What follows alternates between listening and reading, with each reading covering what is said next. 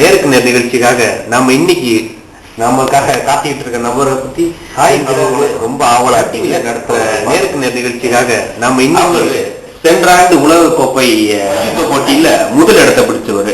அது மட்டும் இல்லாம ஜப்பான் நடந்த மல்யுத்த போட்டியில பல பதக்கங்களை வென்றுகிறார். அவர் தான் பைல்வான் பாபு. வணக்கம்.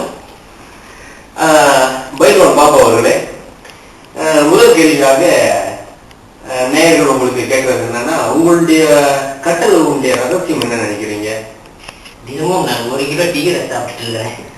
அப்படியா? அப்புறம் உண்மையிலேயே சமீபத்துல மெட்ரோல நீங்க போயிட்டு இருந்தப்ப கிட்டத்தட்ட 10 அழகிய பெண்கள், ருமேனிய பெண்கள் உங்களை பார்த்து மயங்கி வந்துட்டாங்க. அதோடைய ரகசியம் என்னன்னா, கப்பு எடுத்துதா? அதோடைய ரகசியம் இதுதான்.